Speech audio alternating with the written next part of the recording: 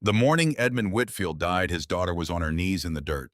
Clara had been working in the southwest corner since before sunrise, her fingers moving through the soil with the kind of muscle memory that bypasses thought entirely. She was checking root moisture, pressing her palm flat against the earth, the way her father had taught her when she was small enough to walk between the rows without ducking. The soil was dark, almost black in the early light, and it crumbled with a richness that felt like a promise the farm hadn't been keeping lately. She noticed, not for the first time, that the blueberry bushes here at the far edge of the property looked different from the ones closer to the house. Fuller. The branches bent slightly under the weight of fruit clusters that were simply denser than anything she saw in the center fields. She had noticed this before. Her father had noticed it too. Neither of them had ever stopped long enough to ask why. The sound of tires on gravel reached her before she saw the car. She knew the sound of every vehicle that had a reason to turn onto Whitfield Farm, and this one was unfamiliar, slower, more deliberate, like whoever was driving wasn't sure they had the right address. She stood, brushed the soil from her knees, and looked back toward the house. The white sedan with the small county medical insignia on the door was already parked beside the porch. Dr. Hargrove was climbing the front steps. Clara did not run. She stood between the rows of blueberry bushes and looked at her hands for a long moment, the soil still dark in the lines of her palms. Her father's soil, 30 acres of it, surrounding her on every side. Then she walked toward the house. Not fast, not slow.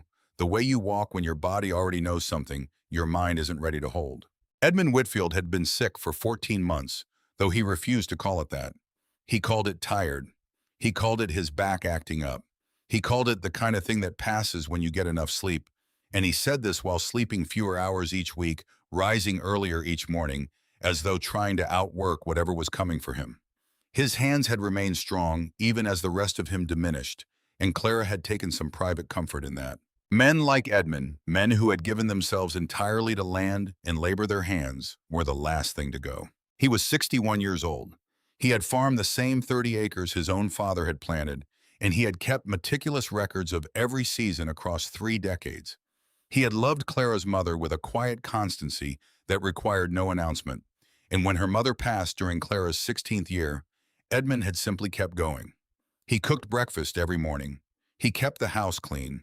He maintained the same daily rhythms as if grief were just another season to be worked through. Clara had inherited his stubbornness without understanding, until much later that stubbornness in the right soil grows into something closer to endurance. She did not cry at the funeral. She stood beside the grave in the small cemetery behind the Presbyterian church on Millfield Road, and she held herself very still while neighbors she had known her entire life said the kinds of things people say at gravesides. She thanked them. She shook their hands. She accepted the casseroles that began arriving at the front door the following morning, and she stacked them in the refrigerator in careful rows, and she did not eat any of them. On the 4th night after the burial, she sat down at her father's roll-top desk. She had avoided it until then, not from grief exactly, but from something more practical. She had sensed that once she opened those drawers and confronted the true state of things, the quiet holding pattern she'd been maintaining would crack open into something she'd have to act on. Edmund had never discussed the finances with her in any direct way. He was from a generation that treated debt as a private shame, something to be managed and minimized, and never spread around. But Clara had seen the way he studied the mail each evening with his reading glasses pushed to the end of his nose, his jaw held in a particular set that meant the numbers weren't cooperating. The desk had 5 drawers.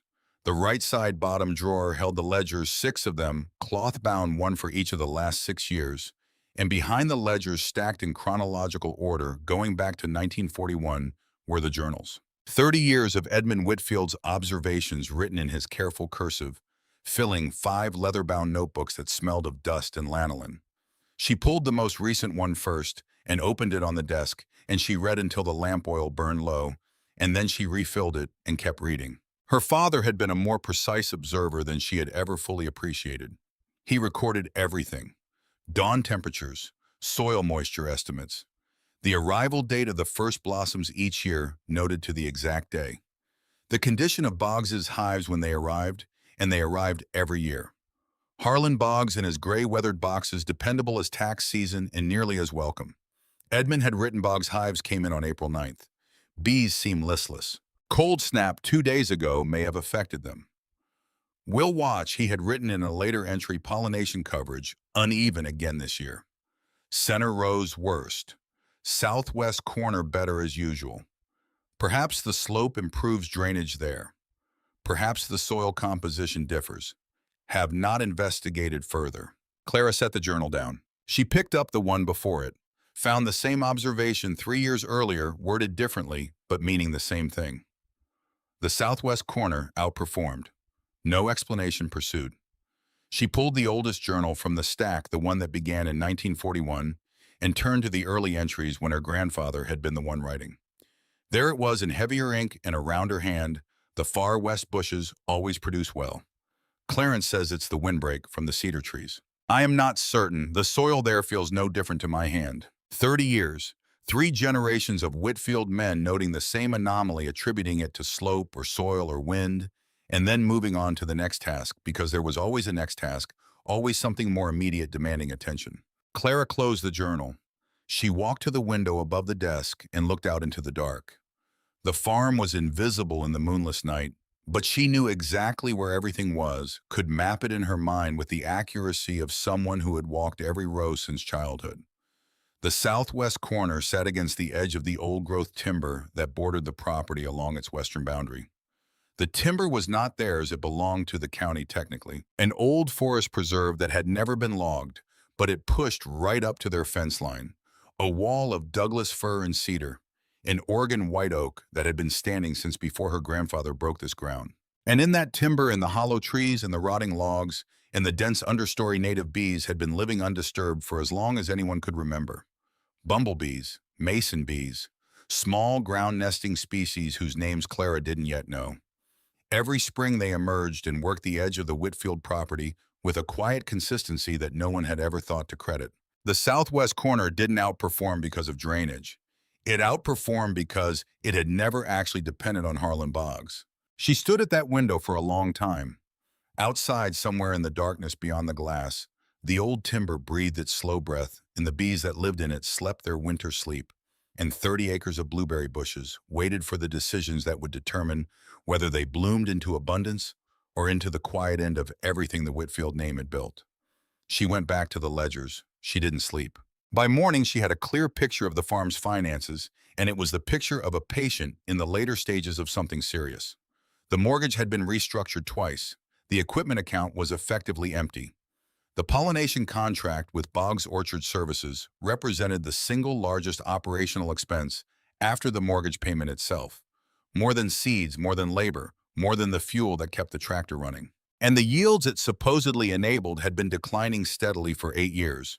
A trend so gradual that each year's loss could be rationalized as weather or market fluctuation, never quite bad enough in isolation to force a reckoning, but devastating in aggregate. Clara made a column of numbers. Then she made another column beside it. She worked until the sun came through the kitchen window and the coffee she'd forgotten about went cold on the counter. Harlan Boggs arrived on a Friday morning, 9 days after the funeral. She heard his truck before she saw it. The diesel engine with its particular low grumble, the sound of it turning into her driveway, with the confidence of a man who had been turning into this driveway for 22 years and saw no reason that would change. He was a large man, Boggs, with a florid face that had been weathered into something that looked like authority, the permanent squint of someone accustomed to being listened to. He carried a clipboard as he always did, and he was already looking down at it as he climbed out of the cab, flipping to the Whitfield page before his boots had properly hit the gravel. Clara was on the porch. She had been there for 10 minutes, having heard his truck turn onto the county road well before it reached her property. She watched him approach with her arms crossed, not from hostility, but because the morning was cold and because she was holding herself in a particular way that she had been maintaining since the funeral. Upright, careful, nothing spilling. Boggs looked up from his clipboard.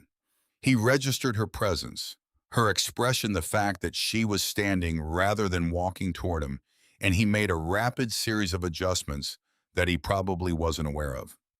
His face arranged itself into something that was approximately sympathy. He slowed his walk by a half step. He said nothing about Edmund. He was not, Clara understood, a man who knew how to speak to grief. And he had apparently decided that proceeding as though things were normal was the most practical tribute he could offer. Clara, his voice had the particular timbre of a man who spoke mostly to other men. Time to get the season locked in. I've got more demand than capacity this year, so I'm asking folks to commit early. Same arrangement as before with a 5% adjustment for my costs. Clara looked past his shoulder for a moment toward the fields. The blueberry bushes stood in their rows, still bare, the buds just beginning to swell with the slow biological optimism of early spring. She had walked those rows every morning this week. She had counted the buds on the southwest corner bushes against the buds on the center row bushes and found no meaningful difference. The difference would come later in the fruit that set or didn't set, and she already knew which rows would tell which story. I won't be needing the hives this year, Mr. Boggs. The silence that followed lasted approximately 4 seconds, which felt considerably longer. Boggs blinked. His eyes moved to the driveway behind her, to the windows of the house, some unconscious search for a parent or a husband, or someone who might provide a more sensible explanation for what he just heard. You selling? The question landed with the particular flatness of someone who considers themselves a realist. Can't say I blame you, Clara. Your father fought this place for a long time. The math on a 30-acre operation gets hard. Clara kept her voice level, her chin steady. I'm not selling. Another silence. Shorter this time, filled with a recalibration she could almost hear happening behind his eyes. Then the smile arrived, not a cruel smile, nothing as deliberate as cruelty. It was the smile of a man confronted with a misunderstanding he found more amusing than threatening. Well now, what's the plan then? You going to pollinate 30 acres by hand?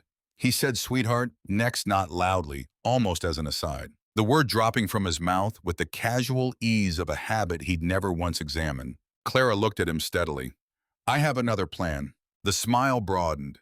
He shifted his weight, planted his feet slightly wider, the body language of a man settling in to be entertained. He asked without malice what plan that might be. Clara said nothing further. She had learned from her father that silence deployed at the right moment cost nothing and communicated everything. Boggs waited. When nothing came, he laughed, a short, genuine sound, not performed, the laugh of someone who has genuinely heard something that struck him as absurd. He slapped the side of his truck, the sound cracking across the quiet morning. He got in. The springs complained under his weight. He rolled down the window as he backed out, and he called across the widening distance. Don't wait too long to call me, Clara. My schedule fills up fast. Then he was gone. The diesel grumble fading down toward the county road, and the morning settled back into its quiet, and Clara stood on the porch and looked at the far edge of her property, where the timber line began dark and dense against the pale spring sky. She had 1 week before the blossoms opened, maybe 10 days if the temperature stayed cool. She went inside and called the bank. The conversation with the loan officer, a man named Prescott, who had dealt with Edmund for 15 years and who spoke to Clara with the careful gentleness of someone handling something fragile, confirmed what the ledgers had already told her.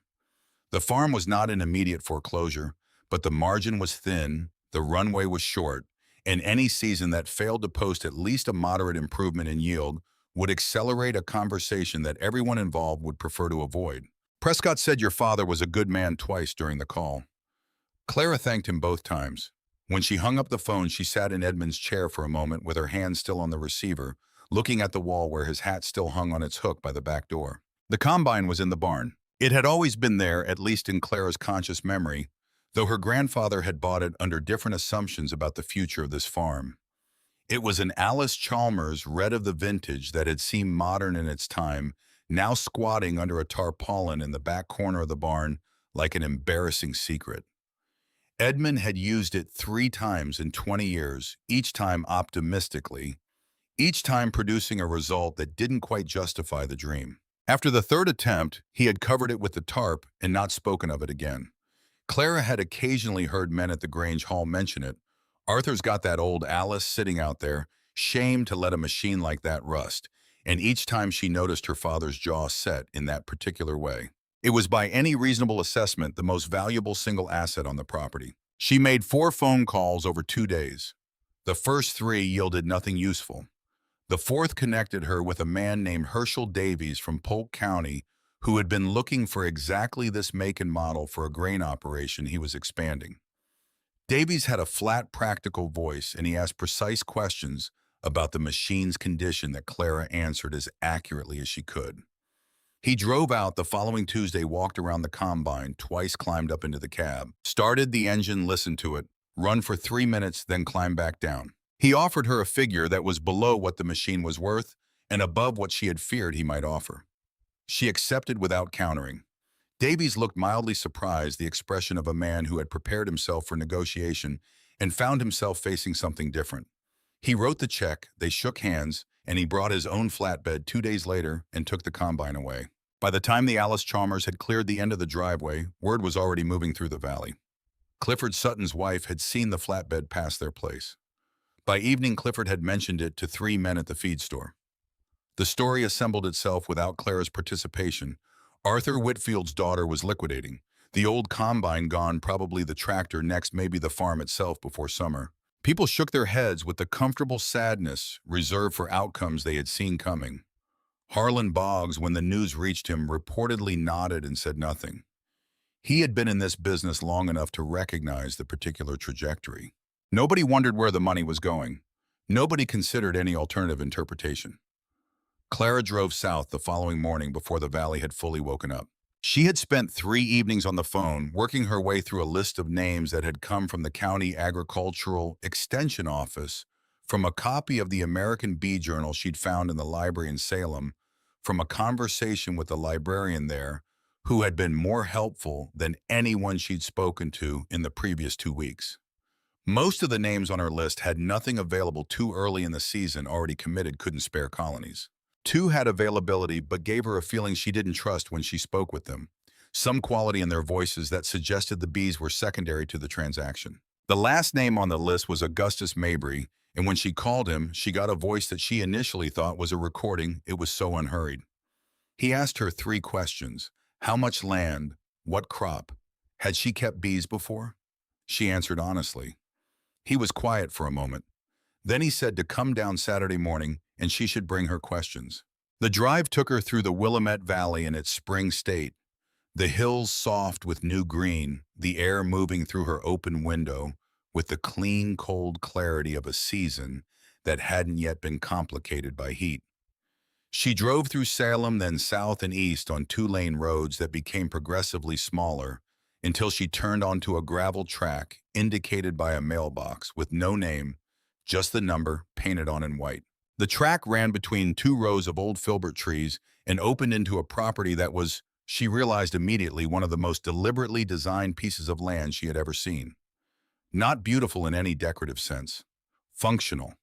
Every element of it arranged to serve a specific purpose, and every purpose serving something larger.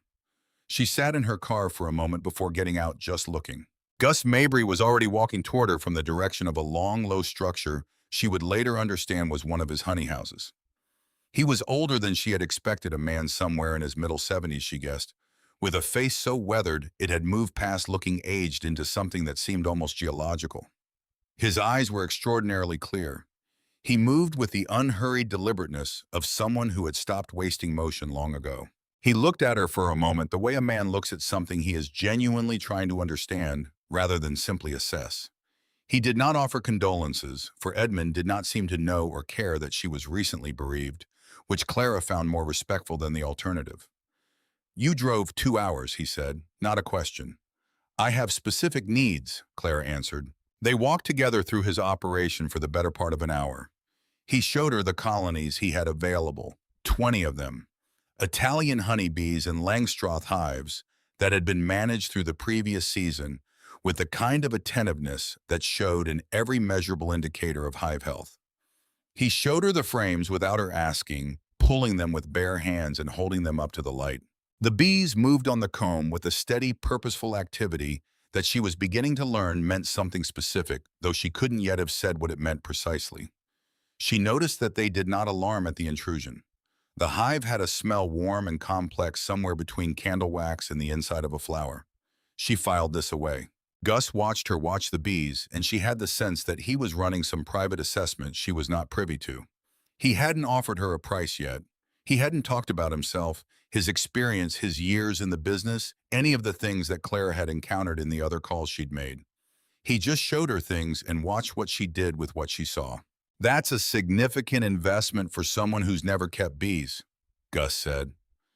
They were standing by a row of hives along his eastern fence line, the morning warming slightly, the bees beginning to traffic in and out of the entrances in increasing numbers. Clara looked at the hives. It's not an investment in bees, it's an investment in what the bees will do. She paused. My father kept records for 30 years. I spent a week reading them. There's a pattern he never explained, and I think I know what explains it. Gus turned to look at her directly for the first time. He had the eyes of someone who had been lied to enough times to have developed an excellent instrument for detecting the absence of it. She told him about the southwest corner, about 15 years of notations in Edmund's careful hand, about the timberline, the native habitat, the bees that had been working the edge of her property free of charge and without acknowledgement for decades. She told him that she had sold the combine. She told him what she intended to do with those 20 colonies where she intended to place them. How she had already identified 4 sheltered positions on the property based on wind patterns she had mapped from her father's weather records. When she finished, Gus was quiet for what felt like a long time.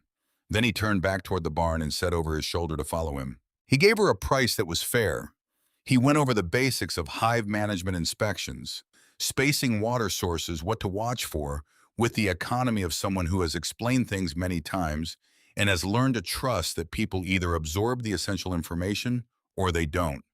And there's no additional explaining that changes which category they fall into. He answered her questions without embellishment. When she asked something he thought revealed a misconception, he corrected it directly without softening. Before she left, he went back into the honey house and came out with something she hadn't expected, a small composition notebook, the cover soft with age, the pages dense with handwriting that had evolved over what appeared to be decades. He held it out to her. I've been meaning to write a proper manual, he said. Haven't gotten around to it. This is what I have instead. You can keep it. I know what's in it. Clara looked down at the notebook. The handwriting on the first page was younger, more angular. The letters smaller than the handwriting toward the end. 40 years of someone learning condensed into a thing she could hold in one hand. She looked up. Why are you giving me this? Gus seemed to think about whether to answer, then decided, your bees will teach you more than I can, but it helps to know what questions to ask. He paused for just a moment, something behind his eyes assessing something. Your father ever keep records? Yes, Clara said. He nodded once as if that settled something. Then you're already ahead of most. She drove back north with 20 hives scheduled for delivery the following Thursday. A notebook she read at every red light, and the particular feeling in her chest of someone who is committed to something that cannot be uncommitted to.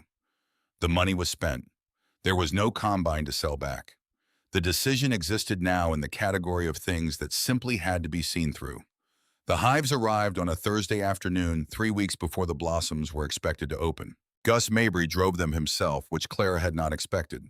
He backed his truck down the farm's main access road with the skill of someone who had done this maneuver in tighter spaces, and the two of them spent 4 hours placing the hives in the 4 positions Clara had selected.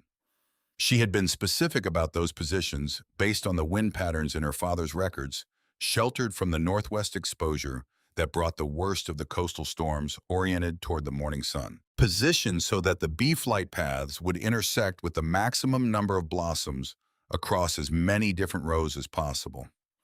Gus looked at the positioning without comment and helped her set each hive on its stand, adjusting the angle of one without being asked. When the last hive was down and the two of them stood back from it, the combined sound of 20 colonies beginning to orient themselves to a new location rose over the property with a fullness that Clara felt in her sternum as much as her ears.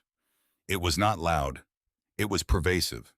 It spread through the rows of blueberry bushes and rose toward the line of firs at the property's edge and simply occupied the air in a way that she could not immediately find words for. Clifford Sutton saw the truck from his property line. He had been moving irrigation equipment along his western fence line when the unfamiliar vehicle came in, and he had watched the process. The careful unloading the white suits, the wooden boxes being positioned around the Whitfield property with what struck him as unusual deliberateness, with the attention of a man who had farmed next to this land for 23 years. He did not come over. He watched from his side of the fence with his arms resting on the top rail and his jaw working slowly on something. His wife, Millicent, watching from their kitchen window, saw the expression on her husband's face and said nothing. By the time Gus Mabry's truck was back out on the county road, Clifford Sutton had already turned back to his own work. But at supper that evening, eating the pot roast Millicent had made, he told her what he'd seen. His voice had the particular flatness of someone rendering a verdict. Arthur Whitfield's girl just traded a combine for a hobby. He said it without cruelty, without any particular investment. It was simply the shape of the thing as he understood it. Millicent said nothing. She passed him the bread. The story reached the Grange Hall the following Tuesday. By then it had acquired the minor embellishments that stories acquire in transit. The combine had been sold for far less than it was worth. Clara had bought more hives than anyone could possibly need. She had been seen talking to the bees. She had declined Boggs's contract in a manner that some reported as rude and others as simply strange. The men at the Grange Hall were not unkind people.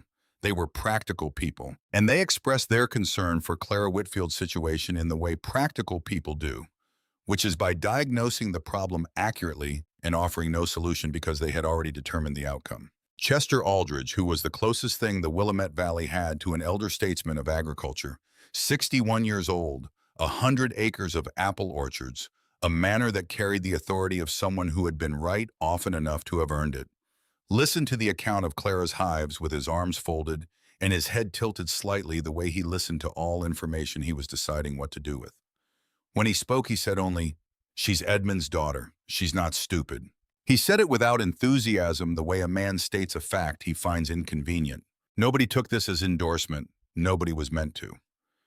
At the feed store on the Friday of that week, Clifford Sutton allowed that he had a standing offer to help a fellow farmer if things got difficult, by which he meant he would inform Clara when it was time to call Boggs, in case she had lost track of that option. He said this to three men who nodded with the gravity of people doing community service. Harlan Boggs heard the full account secondhand by the weekend. He was at a county agricultural meeting in Salem, the kind of quarterly gathering where the business was contracts and the real currency was the social architecture of who deferred to whom. Someone mentioned Clara Whitfield. Someone repeated what she'd done. Boggs listened without expression until they finished, then set his coffee cup down. "She'll call me by May." He said it with the certainty of a man stating a physical law. Then he moved on to something else. Clara did not attend the Grange Hall meeting. She did not go to the feed store that week.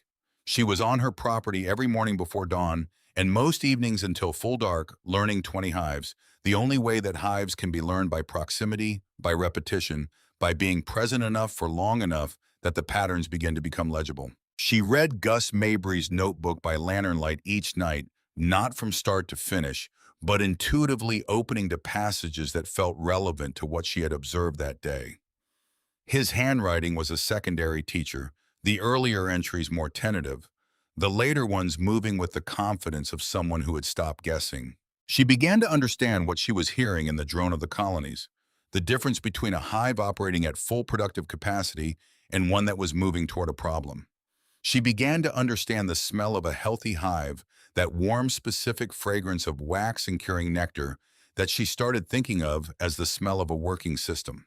On the evening of April 14th, with the blossoms still 8 days from opening, and the air holding the particular charged stillness of a spring that was deciding what to do next, Clara sat on the upturned crate she'd been using as a seat near the apiary in the southwest corner of her property. The hive nearest to her was active even in the cooling evening, bees moving in and out at a slower pace than midday, but still engaged in the constant maintenance that she was learning never truly stopped. She had Edmund's most recent journal in her lap. She opened it to the first blank page, found her pen, and wrote the date at the top. She sat for a moment looking at what she'd written, then at the hive in front of her, the fading light making the wood a deep amber, the activity at the entrance, a quiet, steady thing she could almost feel as a vibration through the soles of her boots. She wrote April 14th, 1971. The bees are home. She closed the journal and sat in the gathering dark while 20 colonies settled into their first night on Whitfield land, their combined hum low and constant and present in the way that only living things can be present, not just existing in a place, but inhabiting it, staking some cellular claim to it, beginning the slow, irreversible process of belonging. The timber at the western edge of the property stood black against the last of the light. The blueberry rows ran away from her in their orderly lines, the buds at their tips swelling with the patient certainty of things that had been doing this for a very long time and intended to keep doing it. All of it, the trees, the rows, the 20 hives, breathing their steady breath. The soil beneath her feet that held 30 years of her father's attention held itself very still, as if the valley itself was waiting to see what this particular decision would become. Clara sat with it. She was 25 years old, and she had spent her last resource, and she had done something the entire community around her had already categorized as failure. She was not fearless. She was afraid in the particular way of someone who has committed too fully to turn back afraid in a way that had no useful outlet because the only direction was forward. But underneath the fear, quiet and deep and more enduring than the fear, was something she recognized from her father's journals, from the quality of attention she had seen him give to this land across 30 years of mornings. Call it faith in evidence. Call it trust in patterns that had been running longer than anyone had been paying attention. Call it the thing that keeps a farmer farming when the numbers say stop. The first bee found its way home in the dark, navigating by some instrument she didn't fully understand, landing at the entrance of its hive with a precision that had no doubt in it at all. She watched it disappear inside. She got up, tucked the journal under her arm, and walked back toward the house through the dark rows of her father's land, which was now her land, which was now also theirs. The first time Clara opened a hive without smoke, she understood immediately why beekeepers used it. She had read the relevant pages in Gus Mabry's notebook twice. She understood the principle smoke triggers a feeding response, convinces the colony that fire is nearby, that they may need to relocate, and a bee filling itself with honey. In preparation for flight is a bee too occupied to sting. She understood this intellectually, the way you can understand the temperature of a flame before you touch it. The understanding did not prepare her for the sound that rose from the box when she lifted the cover without the smoker she'd left back at the house. A shift in the colony's pitch that moved from the low working drone she had been learning to read into something higher faster, with an urgency in it that she felt against the back of her neck before she felt it anywhere else. 43 stings by her count afterward. Her left hand swelled to nearly double its size by evening, the fingers stiff, the knuckles invisible beneath the fluid that gathered there, with a determination that seemed almost punitive. She sat at the kitchen table with her hand in a bowl of cold water and Gus Mabry's notebook open in front of her, reading the passage on protective equipment with the focused attention of someone who has recently received instruction in a very physical form. She went back the next morning with the smoker properly loaded and properly lit. The learning had a specific texture. It was not the gradual, comfortable accumulation of knowledge she associated with books, the way information layers itself neatly onto prior information, each new fact slotting into an existing framework. This was more like learning a language by immersion, the comprehension arriving not through explanation, but through repeated exposure until patterns begin to surface on their own. She learned to read the frames, the difference between capped honey and capped brood, the particular pearlescent quality of royal jelly in an open cell, the precise way a laying queen moved through a frame, the slight parting of bees around her, a small sovereignty in motion. She learned to identify a healthy population by its smell, the temperature, the way the colony responded when she moved slowly, versus when she moved with any trace of urgency. The queen she killed by accident was in the 4th hive on a Tuesday morning in the 3rd week of April. She was inspecting frames for the first time without referencing the notebook every few minutes, moving with what she had mistaken for growing competence. The frame slipped slightly as she was setting it back into the box. A small thing, a half-inch miscalculation, and the queen happened to be traversing the precise section of comb that met the frame's edge. She didn't know immediately. She finished the inspection, replaced the cover, moved to the next hive. It was the sound that told her something was wrong when she passed hive 4. Again an hour later, a high, thin quality to the colony's voice, different from anything she had yet cataloged in her developing vocabulary of hive sounds. She called Gus Mabry from the kitchen. The phone cord stretched to its limit as she stood at the back window, watching the hive from across the distance of the yard. His voice came through the line with its characteristic economy. She described what she was hearing. He asked 2 questions. Then, You've got a queenless hive. You need to get a replacement queen introduced within 48 hours, or you'll start losing the colony's cohesion. He told her exactly what to do. He stayed on the line while she went back out, one hand holding the receiver while the other took notes. Though she knew she'd have to set the phone down to actually perform the procedure. Before she did, he said something she wrote on the back of her hand because she had run out of paper. A colony without a queen doesn't die immediately. It loses its reason. The introduction of a replacement queen took 3 hours in a level of sustained delicacy that Clara had not previously associated with herself. The procedure involved a small cage, a candy plug that would dissolve over several days, allowing the colony time to acclimate to the new queen's pheromones rather than perceiving her as an intruder to be killed. She had to move slowly, more slowly than she had ever moved through any task in her life. And she had to override every instinct that said speed was efficiency. Speed here was catastrophe. The bees that found their way through the gaps in her veil and into the hair at the back of her neck were teaching her the same lesson from a different direction. She wrote in her journal that night, "Hive 4 has a new queen. I put her in myself. I have never in my life been so careful." She paused, then added, "Dad was careful like this. I understand now what it cost him. The hives along the northwest exposure were positioned wrong. She discovered this on a morning when the wind came hard off the coast, driving cold air across the property in long, sustained gusts that found every gap in every windbreak with the methodical efficiency of something looking for a weakness. She had placed 2 hives on the northwest side of the property based on her reading of the blueberry rose good positioning for blossom access, she had thought, but she had underweighted the wind exposure. And when she went out that morning, the bees from those 2 hives were not flying. They were clustered tight inside their boxes, conserving heat against a temperature drop that the wind had delivered without warning. The blossoms on the adjacent rows were opening the pale blue-white flowers, trembling in the gusts opening and closing with no visitors. It took her the better part of a day to move those 2 hives to a better position, a sheltered slot between the old equipment shed and a line of established cedars that broke the northwest wind effectively. She moved them in the early evening when the bees had returned from what little foraging the day had allowed, moving each box with the careful shuffling motion that Gus's notebook described, a few inches at a time over several minutes so as not to disorient the returning foragers entirely. Her back ached by the time the second hive was resettled, and she stood in the dim evening light looking at the 2 boxes in their new position with a mixture of exhaustion and something she was beginning to recognize as the specific satisfaction of a problem correctly solved rather than merely managed. She documented everything.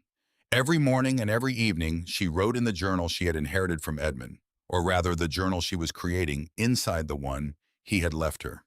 His notes on the right-hand pages, her notes on the left. A conversation across the border of death that she found she could sustain with a surprising absence of grief and a surprising abundance of actual dialogue. He would note a weather event. She would note how the bees had responded to the same weather pattern in a different year. He had been observing without knowing what he was observing. She was observing with the specific knowledge of what to look for, and the combination of their attentions produced something that neither alone could have generated. The blossoms opened on April 22nd. It happened over 2 days, a wave, moving from the southwest corner, always the southwest corner, outward through the rows, the pale flowers unfurling in the warming air, with the unhurried confidence of things whose timing is determined by forces too large to be argued with.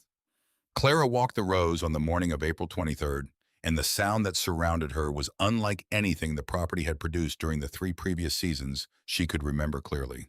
The bees were out in numbers that seemed to exceed what she had calculated the 20 colonies could produce. Though she was still learning to estimate colony populations accurately, still recalibrating her sense of what 20 thriving hives actually represented in terms of working individuals. The blossoms were thick with visitors, each flower receiving multiple contacts in rapid succession. The pollen loads on the returning foragers, visible as bright yellow-orange masses on the corbiculae of their hind legs, packed tight, the color almost architectural against the dark fur of the bee's body. She stood in the middle of a row for 20 minutes that morning without moving. She was not conducting an inspection. She was simply present in the middle of what was happening, trying to hear it correctly, to hold the reality of it, without converting it prematurely into expectation. It was the 3rd week of May when Millicent Sutton came to the door. Clara heard the knock from the back of the house where she had been reviewing her weekly hive notes at the kitchen table.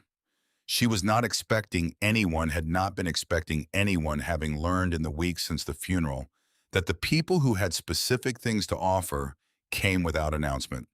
And the people who came to assess her situation typically found reasons to happen past on the road rather than making the full commitment of a proper visit.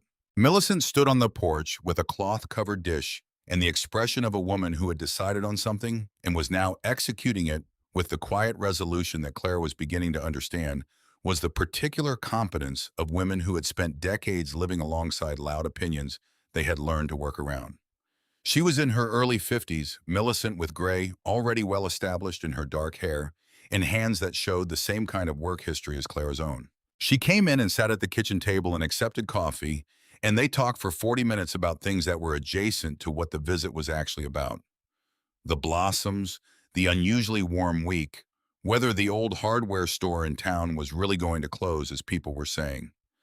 Millicent asked how the bees were doing with the frank curiosity of someone who genuinely wanted to know, rather than someone managing a conversational transition. Clara told her about the queen she'd lost, the hive she'd repositioned, the difference between the sound of the property now and the sound of it when Boggs's rental hives arrived in previous years. Millicent listened with the full attention of someone who was hearing the actual content rather than sorting it into a pre-existing verdict. When Clara finished, Millicent looked at her coffee cup for a moment. Then Clifford means well.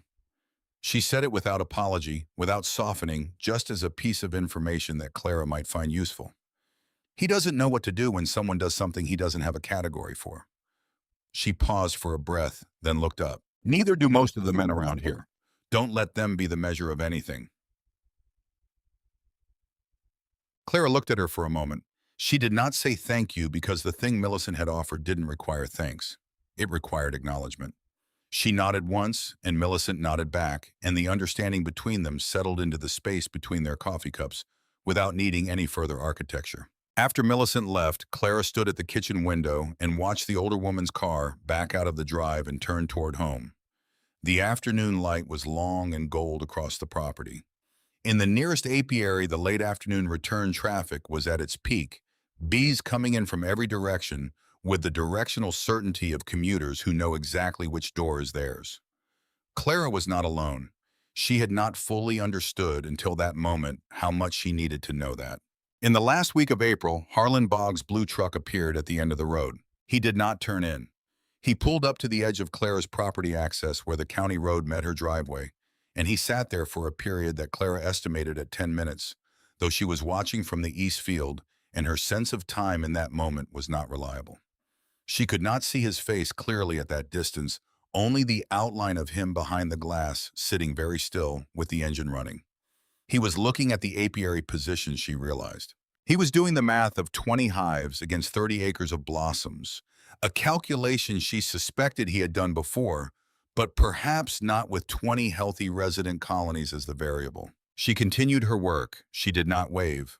When she looked up again, the truck was gone, and the county road sat empty in the spring light, and the bees continued their work in the blossoms with the total indifference to audience of things engaged in something essential.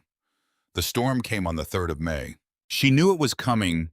The morning had that specific quality of held breath that preceded the coastal systems, the air somehow both lighter and more dense, the birds behaving with the purposeful urgency of creatures who could read pressure gradients. She spent the daylight hours doing what she could, repositioning the water sources to more sheltered spots, checking the hive anchoring, adding extra weight to the covers of the most exposed boxes. She pulled out Gus Mabry's notebook and read his section on storm preparation twice, learning that the primary risk was not the hives overturning a properly weighted hive on a properly leveled stand was more stable than it looked, but the cold and wet that could follow a severe system if colonies had burned through their honey stores during the initial cluster. By nightfall, the storm had arrived in full. The wind came in sustained walls rather than gusts, and the rain that followed it was not the gentle Oregon drizzle that nourished without alarming, but the hard coastal variety that came in horizontally, finding the gap between the barn siding and the roofline, pushing through the weather stripping around the back door, running under the threshold in thin, determined lines. The oak tree at the northwest corner of the house moved in ways that oak trees were not supposed to move. Clara lay in her father's bed and listened to the housework against the wind. She had moved into his room 3 weeks earlier, not from sentiment, but from practicality. His room faced south, giving her the best view of the property in the mornings when she made her first assessment of the day. She had not changed much in the room. His work coat still hung on the hook behind the door. His reading glasses were still on the nightstand, though she had moved them slightly to make room for her own journal. She lay in the dark and she listened to the storm, and the voices came. Not voices exactly. The accumulated weight of every judgment that had been passed on her since April arriving, now in the amplified dark of a serious weather event, with the particular cruelty of doubt, which is that it arrives in your own voice, indistinguishable from reason. She thought about the money, its entire weight transferred in a single transaction into 20 boxes sitting in the dark, in the rain. She thought about Prescott at the bank, his careful gentleness. She thought about Clifford Sutton's certainty, its absolute ease, the way a man could be that sure of something without appearing to have thought about it much. She reached for the journal she kept on Edmund's nightstand. She did not open her own pages. She turned to his navigating by memory to the section from 2 years prior. May of 1969. A storm she remembered clearly because it had come during the first week of Boggs' hives being on the property. She found the entry. His handwriting was steady even then, though she could see in retrospect the slight heaviness of a man who was more tired than he was telling anyone. Storm last night, significant wind. Went to check Boggs' equipment this morning, 2 hives tipped covers off. Bees disoriented. Boggs won't be able to get out here for 4 days. Coverage will be lost for most of this week's peak bloom. Can't be helped. This is the arrangement. She read that last sentence 3 times. This is the arrangement. The quiet devastation of a man who had made his peace with a system that was failing him because he could not see the alternative. His problem had been 100 miles away, anchored to a contract and a schedule that were entirely outside his control. Hers was 200 yards from her back door. She got up. She put on her father's work coat over her nightgown, pulled her boots on at the back door, found the flashlight on the shelf above the mudroom bench. The rain hit her like something with intention when she pushed through the back door, and the wind took the sound of the house away, immediately replacing it with the sound of the storm in full register, the trees, the rain on the barn metal, the particular voice of moving air when nothing is impeding it. She walked with her head down the flashlight beam, cutting a small, useless path through the dark and the rain. The nearest apiary was in the southwest corner, the most sheltered position on the property, the cedars and the timberline breaking the worst of the northwest wind. She reached the first hive and put the flashlight between her knees, pressing both palms flat against the sides of the box, the way she had seen Gus do when he was assessing without opening. The vibration came through the wet wood and into her palms and up through her wrists with a steadiness that stopped her breath for a moment. Low, even, constant. The cluster inside 10,000 bees pressed together in a living sphere around their queen, generating heat through the vibration of their flight muscles without moving their wings. A biological furnace of extraordinary efficiency that had been running without interruption or instruction for as long as this species had existed on the continent. They were not in distress. They were not confused. They were not waiting for her to save them. They were simply doing what they had always known how to do in the dark and the rain, with the competence of creatures for whom this situation was not a crisis, but a condition to be managed. Clara stood with her palms against the hive and the rain running down the back of her father's coat, and something shifted in her understanding that she would spend the rest of her life finding language for. She had come out here to check on them, to protect them if protection was needed. What she found instead was a demonstration of a principle she had been moving toward without knowing it. The thing you are tending does not need you to rescue it. It needs you to understand it well enough to set the conditions for what it already knows how to do. She was not their owner. She had been trying to be their keeper. What they were showing her through wet wood on a stormy night in early May was the actual nature of the relationship. Stewardship ran in both directions. She kept the conditions. They kept themselves. Between those two responsibilities, something larger than either of them was made possible. She sat down in the mud with her back against the hive, the flashlight off the storm moving overhead in the dark. She cried without making much sound, the kind of crying that isn't about release, but about arrival.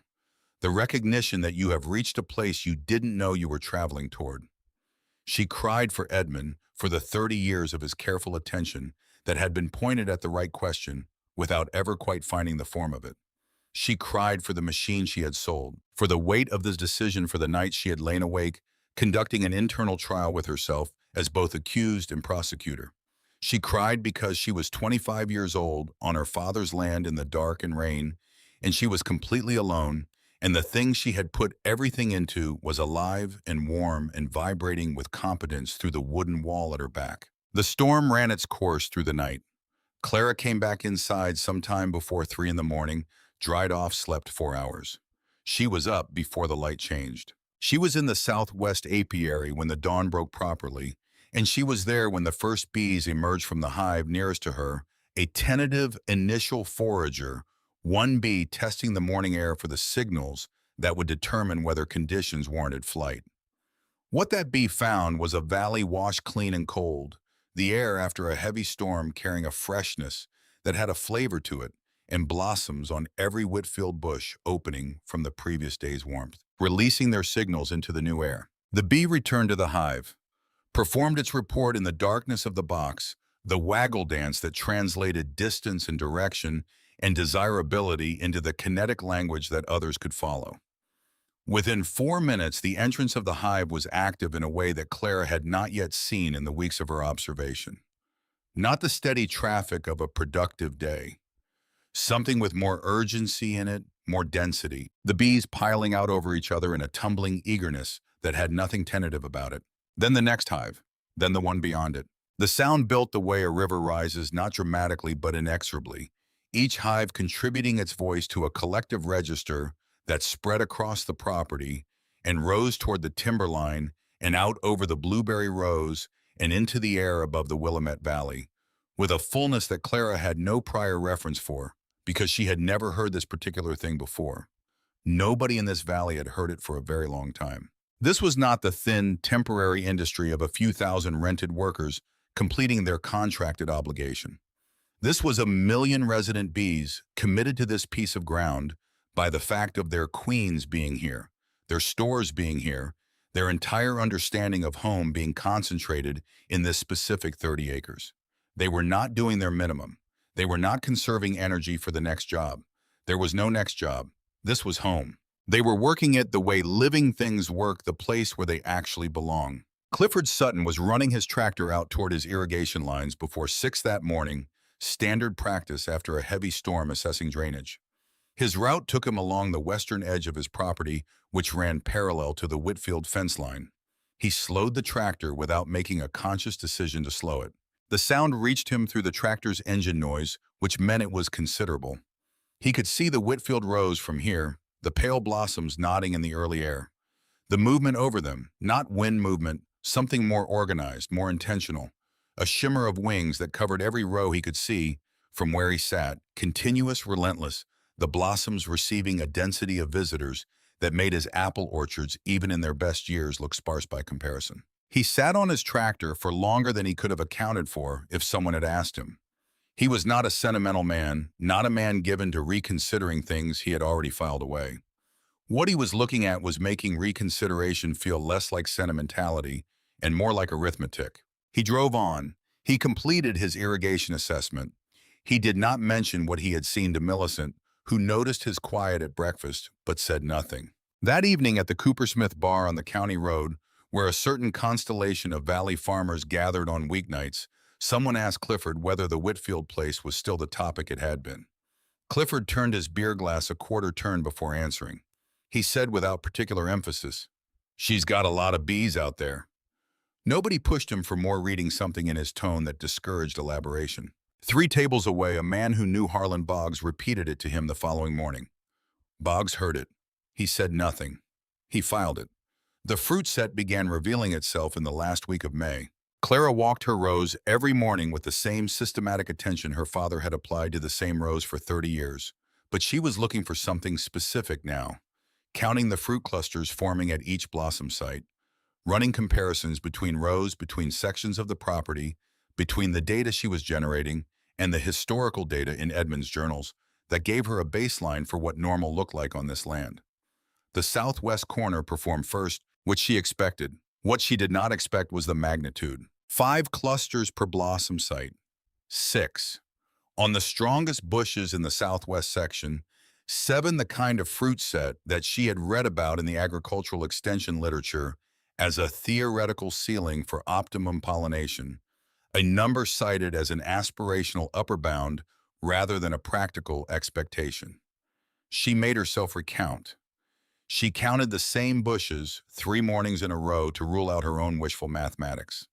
The numbers held. She moved to the center rows, the historical weakest section of the property, the area furthest from the timberline where the native bees had always underperformed the bog's colony's already inadequate coverage. The resident bees had worked these rows every day of the bloom without the radius limitation of a rental contract, without the orientation lag of colonies trucked in from somewhere else, without the lethargy of a population stressed by transit. The center rows were showing 4 and 5 clusters per site, numbers she had never seen in the center rows. She called Gus Mabry from the kitchen on a Thursday afternoon in late May. She read him her figures row by row from the northwest section through the center fields to the southwest corner. She read them in the flat factual voice of someone who has checked her methodology enough times to stand behind the numbers but cannot fully absorb what the numbers mean. There was a silence on the line that lasted long enough to be informative. Then from 2 hours south from a man who did not traffic in exaggeration, "Good Lord, girl." His voice carried something she had not heard in it before. Not surprise exactly, more like the particular satisfaction of someone who has been keeping score on a much longer timeline than the season. Clara set the phone down and sat in the kitchen while the late afternoon light moved across the floor in the slow diagonal that happened this time of year. Outside, across the rows of her father's land, 20 colonies were finishing their workday with the same unhurried certainty they brought to every hour of the bloom. The blossoms were nearly spent now, the flowers giving way to the swelling fruit that would be in the weeks ahead, the material evidence of everything that had happened here since April. She opened her journal. She wrote the fruit set numbers down every row in careful columns the way Edmund had always organized his records. She dated the entry. She drew a simple diagram of the property with the yield distribution mapped across it. Then she wrote one sentence below the numbers, the kind of sentence that clarifies something you have understood in pieces for weeks, but not yet seen whole. The bees don't need to cover 30 acres. They need to live here. She looked at that sentence for a while. Outside, the colonies continued their evening wind down, the last foragers coming in, the guards taking their positions, the whole complex social organism of 20 hives reorganizing itself from its daytime mode into its nighttime mode with the practiced ease of long-running systems. The timber at the western edge stood in the evening shadow, the native bees already long settled into their hollow trees, in their ground nests, their work done for the day. Clara closed the journal, and for the first time since April the 14th, she felt something uncomplicated in her chest. Some knot that had been requiring constant attention, simply releasing the way a physical tension releases when the work that caused it is done. Not certainty, not safety. The harvest wasn't in yet, the money wasn't counted, the story wasn't over. But the land had given its early verdict, and the land she was learning did not speak imprecisely. She was 25 years old, and she was holding more promise per acre than any farm in the Willamette Valley. She went outside to walk the rows one more time in the dying light. The harvest crew arrived on a Monday morning in the third week of June, 7 people from the valley who had worked seasonal harvests on various properties for years. People whose hands knew the rhythm of picking before their minds were fully awake. Clara had hired them through the same informal network her father had always used. The same faces in some cases, men and women who had picked these rows before and carried their own memories of what the Whitfield yields had looked like in previous seasons. They did not say anything when they walked into the first row. Clara watched from the end of the row as they moved into position, each person finding their section, reaching for the first cluster, then stopping. Not all at once, not dramatically. One by one, in the small, private way of people who have just encountered something that doesn't match their expectations. She saw one of the older women, a picker named Darlene who had worked harvests in this valley for 15 years, turn a branch slightly in her hand, looking at the cluster from a different angle, as if the angle might explain the number of berries on it. Darlene looked down the row, then up at Clara, then back at the berries. She began picking without a word, but her pace was different from the start, faster, because there was more to pick, because the clusters were denser than anything her hands had been calibrated for. By mid-morning, the count had already exceeded the full-day projections Clara had built from her father's best historical yields. She recalculated twice, standing at the end of the center rows, with her notebook running the arithmetic against the weight tallies coming in from the weigh station she'd set up at the barn entrance. The numbers refused to become less extraordinary, no matter how many times she ran them. She called for a second load of crates before noon. The supplier was confused. She had ordered what had seemed at the time of ordering like a generous overestimate. She explained she needed twice the original quantity by Thursday. There was a pause on the line, the pause of someone adjusting their assumptions. She gave him the weight tallies from the morning. Another pause. He said he'd make it work. The berries themselves were the second revelation. Clara had known the fruit set was exceptional. She had counted clusters, measured circumference on sample berries across multiple rows, tracked the color development through the ripening weeks, with the same systematic attention she had been applying to everything on this farm since April. What she had not been able to fully anticipate, because no number captures, it was what those berries tasted like. She had been eating them during the morning inspection, the way anyone working a berry farm in harvest season eats berries without much deliberate attention. On the second day of picking, she stopped in the middle of a row, a single berry between her fingers, and actually paid attention. The sweetness was there, the expected sweetness of a ripe blueberry. But underneath it was something more complex, something with depth to it, a flavor that seemed to carry the specific character of the land it had come from. The dark Oregon soil, the Douglas fir pollen that the bees had worked alongside the blueberry blossoms, the particular mineral quality of the groundwater that fed the Whitfield property from the aquifer beneath the valley floor. This was not just a blueberry. It was a document. It was the record of a season conducted under specific conditions that could not be exactly replicated, which meant that what was in the crates loading onto the truck was not interchangeable with what came off other farms. It was particular.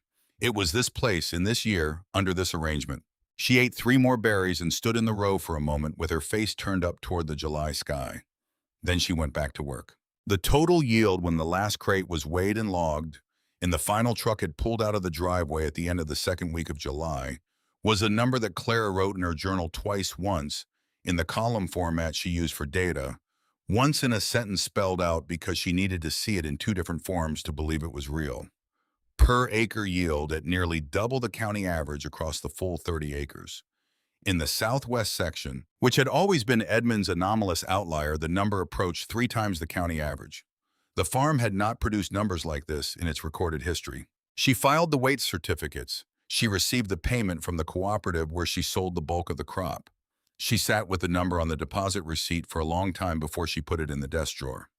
The honey operation had been invisible to everyone. This was partly by design. Clara had not announced it, had not discussed it with neighbors, had not mentioned it in the conversation she had with the harvest crew or the cooperative or Prescott at the bank when she had called in late June to give him a preliminary update on the season. The honey supers, the additional boxes she had added to 8 of the 20 hives in late May, once the colony populations had built to the point where surplus production was possible, had been filling quietly through the bloom and into the early summer, while everyone in the valley who was paying any attention to the Whitfield farm was focused on the blueberry rows. The bees were keeping 2 accounts simultaneously. Nobody had thought to check the second one. She extracted in the old barn on a Wednesday in mid-July, the day after the last berry crate went out. She had borrowed a hand extractor from a hobbyist beekeeper in the next county, a retired school teacher who had lent it without asking many questions, and she ran the equipment in the barn for 2 full days, working through the heavy supers frame by frame. The barn filled with a warmth and a scent that had no industrial equivalent, the smell of wax uncapping of honey at its moment of release. Something between a bakery and a garden in a summer afternoon, compressed into a single olfactory experience that she kept stopping to simply breathe. The honey was a color she had not expected. She had anticipated something in the standard amber range, the conventional color of commercial honey. What came off the Whitfield supers was a light clear gold, with the faintest suggestion of rose in it, when held up to the barn window, catching the afternoon light in a way that reminded her of something she thought about it for a while before identifying it: stained glass. The light through the honey had the quality of light through old church glass, colored not by pigment, but by something intrinsic to the material. She tasted it off the uncapping knife on the first day, and put the knife down and stood in the barn not moving for approximately 30 seconds. The flavor carried the blueberry blossoms as a primary note, but it was not simple, not sweet in a single register way. There was a floral complexity underneath the fruit note, something she eventually attributed to the wildflower borders she had allowed to grow along the property's fence lines. The clover, the Oregon grape, the wild asters that the bees had been working alongside the blueberries throughout the bloom. The honey was a record of everywhere the bees had gone, everything they had visited, the full geography of their foraging range, compressed into a substance that could be held in a jar and kept for years without losing its character. She poured it into 100 glass jars, working carefully, filling each one to a consistent level, wiping the threads clean before applying the lids.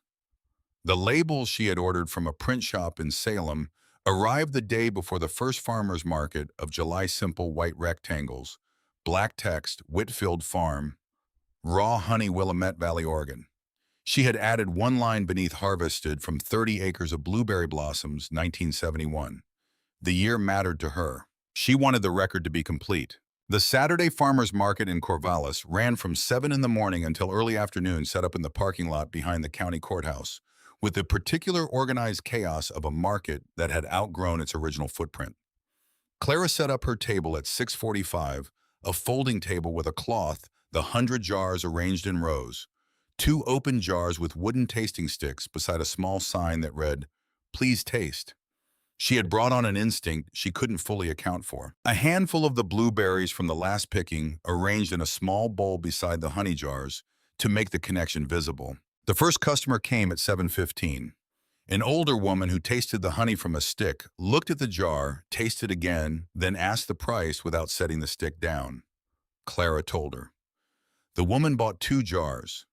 The woman standing behind her had watched the exchange and stepped forward before Clara had finished making change. By 9 o'clock, 60 jars were gone. By 10:30, the table held 11 jars. A small group of people who had heard about the honey secondhand from someone who had been at the market earlier and called a friend arrived at 10:45. 4 of them. Clara sold 9 jars and turned the last 2 people away. She had brought a notepad acting on some premonition, and she wrote down the names and addresses of everyone who asked whether there would be more next week. She had 19 names on the list. The following Saturday, she brought 200 jars. She had worked every evening of the week to produce them, running the extractor through the remaining supers, filling and labeling with a systematic focus that left her tired in a way she hadn't felt since the early weeks of the hive establishment. She sold out before noon. The list of names waiting for next week's stock had grown to 31. When she sat with the honey revenue figures at the end of July, adding them to the blueberry figures she had already tallied, the combined number represented something that took a moment to register in full. The honey had not been planned as a primary income source. It had been a secondary consideration, a sensible use of colony capacity that would generate some additional income while the primary operation covered costs. What it had actually generated was closer to 40% of the blueberry revenue, a number so disproportionate to the space it occupied in her planning that she had to go back through the receipts twice to confirm the arithmetic. She had solved one problem. The solution had opened a second door she hadn't known was there. Chester Aldridge came to the fence line on an afternoon in late August. She knew his truck, the dark green Ford that was a fixture on the county roads, and she saw it slow as it passed her property and then pull over onto the shoulder near her western fence. She was in the southwest apiary finishing an inspection of the post-harvest hives, assessing colony strength for the winter preparation work she was already beginning to plan. She had seen the truck stop. She did not go to it. She completed the frame she was examining, replaced it, closed the hive, and then walked across the rows toward the fence line, where Chester Aldridge stood, with his arms resting on the top rail, looking at her blueberry bushes with an expression she could not immediately classify. He was a man who carried his authority in his posture, rather than his voice, the particular uprightness of someone who had been the person others listened to for so long that the position had become structural. He was 61, the same age Edmund would have been, a fact she was aware of as she crossed the rows toward him. The resemblance was not physical, but categorical. Men of that generation, of that specific relationship to this specific valley. She stopped on her side of the fence. The bushes between them were bare of fruit, Now the harvest long complete, but they were not the exhausted bare of a plant that had given everything it had and was now depleted. The leaves held a depth of green that she had been noticing for weeks, a color that spoke of root systems, not just surviving the season, but consolidating, drawing down the summer's energy into the wood and the soil for the winter ahead, building something. They looked, she thought, like plants that had been in a true partnership rather than a transaction. Chester Aldridge looked at them for a long moment before he spoke. When the words came, they came slowly as if he was committing to each one. Never seen bushes look that healthy after a harvest. He said it without the cadence of a compliment, without the social lubrication of someone trying to make a pleasant conversation. He said it as a piece of data that he was verifying against his own extensive records. Clara looked at the bushes. The bees did the work. She paused for a breath. They're good partners. He turned his eyes to the nearest apiary, the hives visible from where they stood settled and quiet in the late summer afternoon, with the reduced but steady traffic of a colony shifting out of the peak production mode into the preparation mode. His jaw moved slightly, the particular working of someone processing something that requires more time than the conversation is providing. How did you know? The question came out plainly without the defensive inflection of someone who has invested heavily in a different answer. It was a genuine question, the kind that costs something to ask. Clara reached into the pocket of her work jacket. She had taken to carrying one of Edmund's journals with her during the afternoon property walks, the fourth one, the one that covered 1960 through 1964, the one that contained the densest concentration of his southwest corner observations. She opened it to a page she knew well, now the entry from June of 1962, in which her father had written in his careful hand, "Southwest corner again outperforms. 38% above center rows by my estimate. Soil. Slope I cannot determine the cause. Will observe again next season." She held the open journal across the fence so Aldridge could read it. He looked at the page. His eyes moved across Edmund's handwriting slowly. He looked at the date. He looked at the entry below it from the same season which said much the same thing in fewer words. "My father knew," Clara said. "He just didn't know he knew." She let that sit for a moment. He was watching the right corner for 30 years. He recorded what he saw.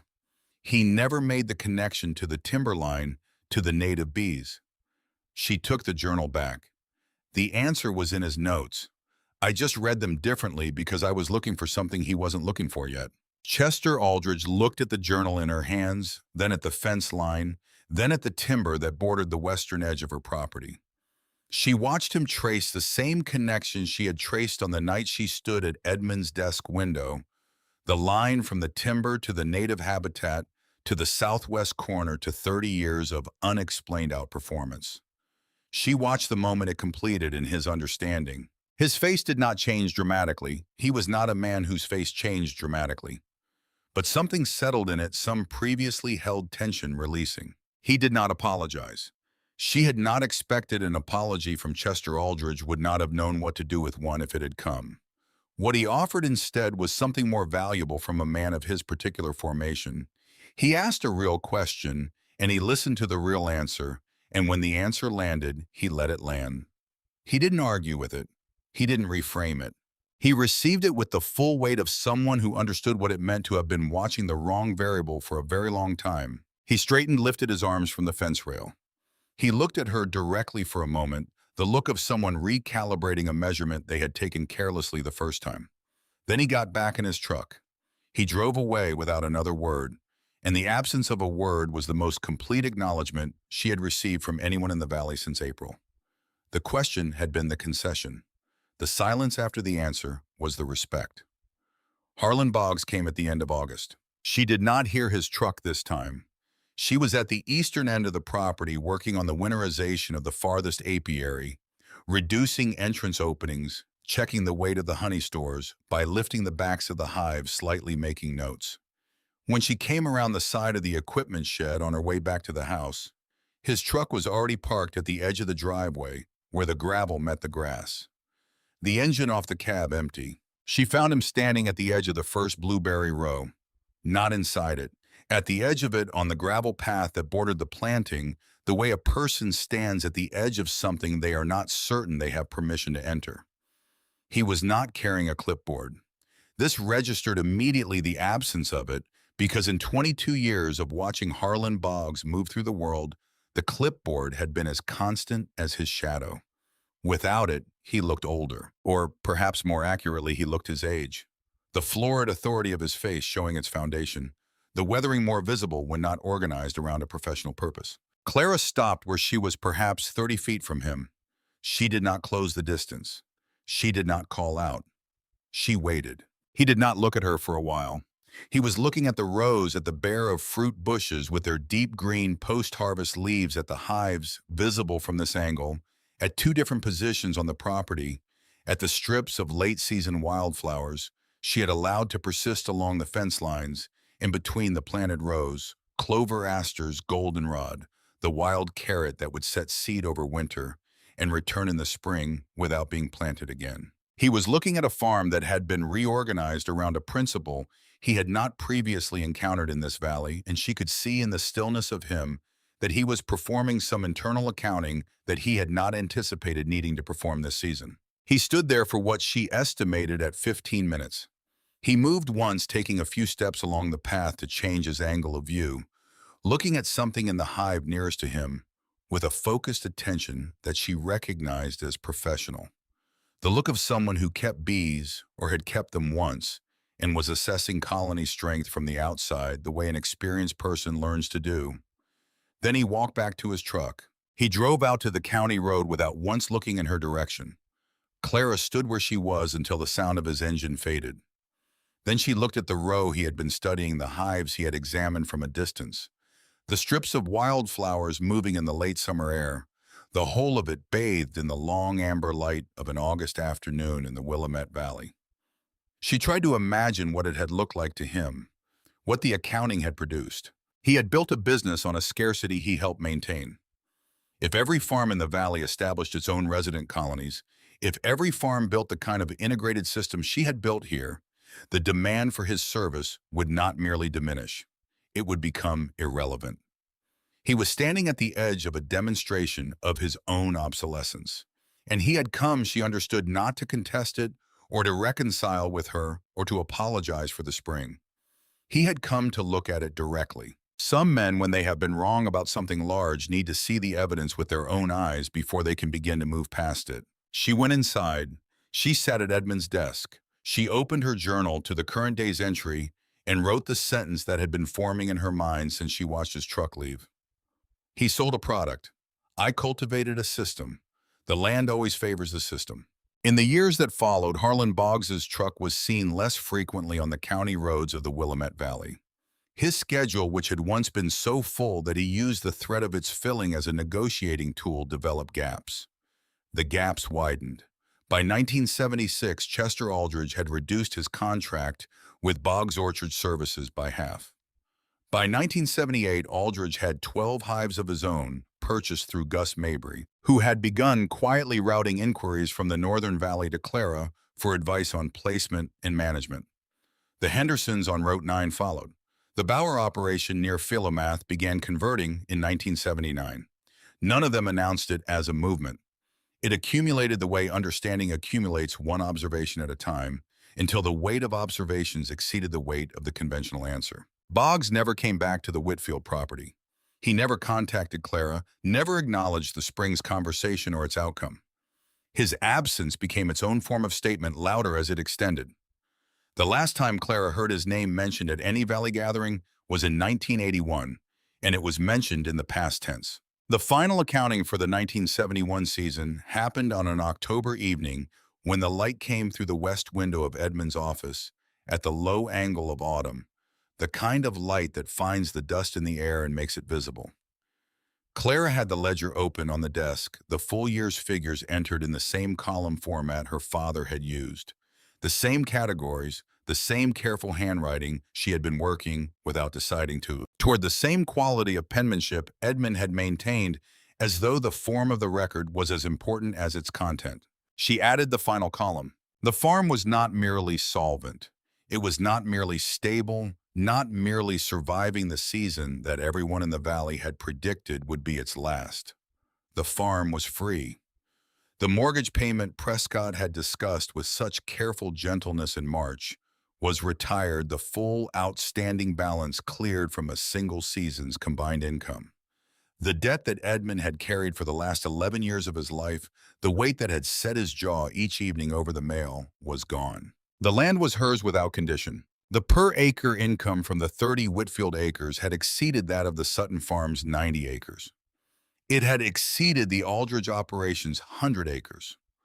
Farms 3 times her size, run by men with 30 more years of experience, had been out-earned per acre by a 25-year-old woman who had traded a machine for a living system and spent the spring learning to listen. She sat with that for a while, not with triumph. Triumph felt like the wrong register for what she was feeling. Something quieter. The satisfaction of a proof completed of a question answered that had been running for 30 years before she arrived at the desk to finish it. She turned to the back of the journal, past her father's last entry, past the pages she had been filling through the season.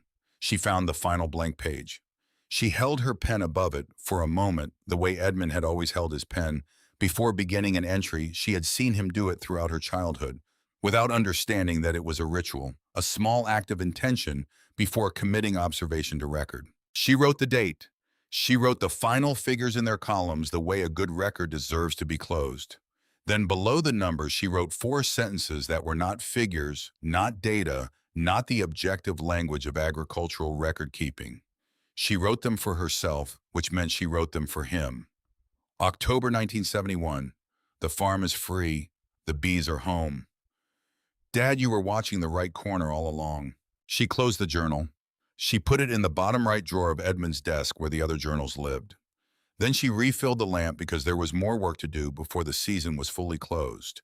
Winter preparation for 20 colonies that had earned their place on this land. And she was their steward, and stewardship did not pause to celebrate itself. It was the summer of 2001 when Nora first put her hands on a hive.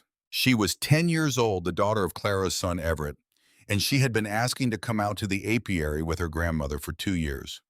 Clara had made her wait not from reluctance, but from the knowledge written in Gus Mabry's hand in a notebook that now lived in the same desk drawer as Edmund's journals.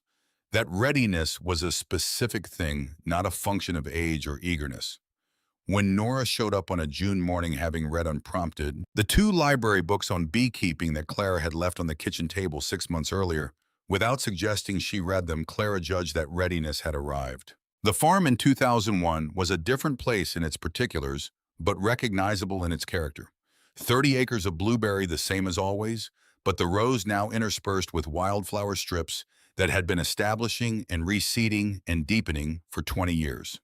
4 apiaries expanded from the original 2 positions, each one a permanent installation, now with permanent windbreaks, permanent water sources, the whole infrastructure of long-term habitat rather than seasonal placement. No pesticides in 3 decades. Not a decision Clara had announced or publicized, but a practice that had grown naturally from the logic of the system. You don't build a pollinator partnership with one hand while poisoning pollinators with the other. The native bees from the timber had long since extended their range across the full property, the mason bees nesting in the wooden blocks she had installed along the south-facing fence lines, the bumblebees working the deeper parts of the wildflower strips that the honeybees ignored.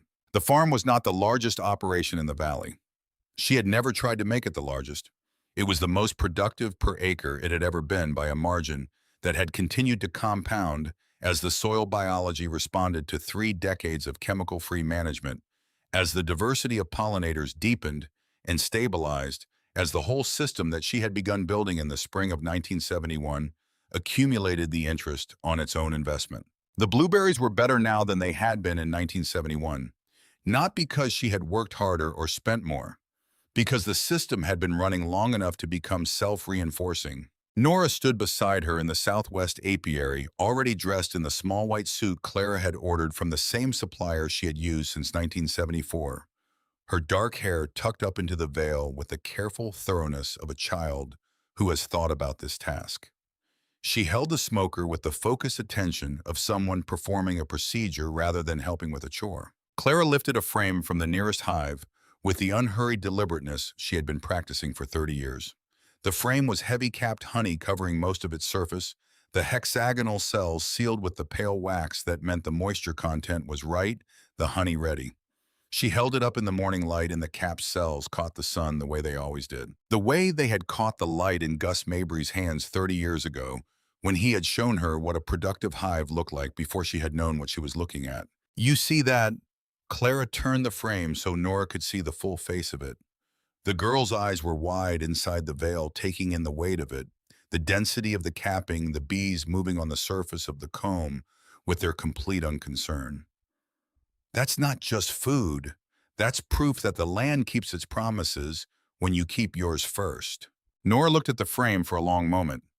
Then she looked up at her grandmother with the serious eyes that Everett had inherited from Clara and apparently passed on. Were you scared, Grandma, when everyone said you were wrong? Clara held the frame steady.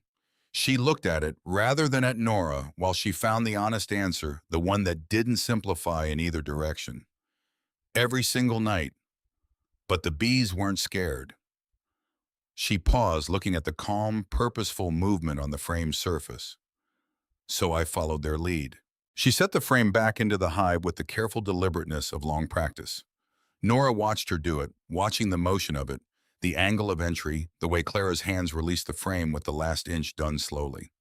She was memorizing the technique with the unself-conscious attention of someone who fully intends to do this herself, who has already accepted that this knowledge is hers to inherit. Clara replaced the cover.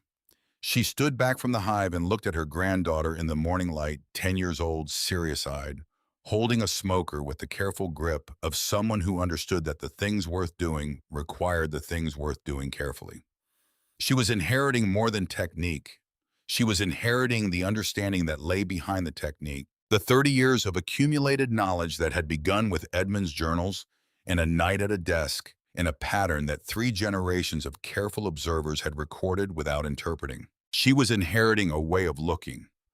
Nora reached out and placed one gloved hand against the side of the hive Clara had just closed.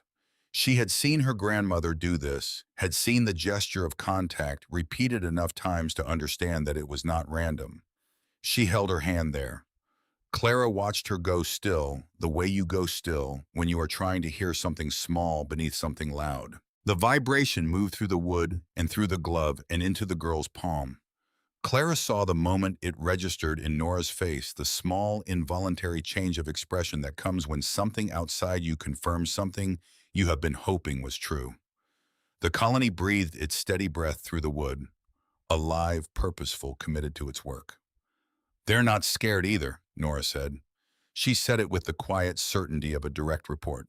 Clara looked at her granddaughter's hand on the hive, the morning light falling across the white suit, the southwest corner rising behind them with its 30 years of deep soil and accumulated trust. The timber stood at the western edge, unchanged, the native bees already moving through the understory in the early warmth. The blueberry rows ran their orderly lines in every direction, holding their summer green the fruit weeks from ripening, but already committed to the process. The valley spread out beyond the fence lines in its summer abundance, and somewhere on its far roads, a version of every doubt she had carried through the spring of 1971 was still circulating, still finding new hosts, still convincing sensible people that the conventional answer was the only answer. She could not correct all of it. She could only tend what was hers to tend, which was this land, these bees, this girl who had just learned to listen through wood. The experts of the Willamette Valley had known how to rent bees. Clara Whitfield had learned how to earn them.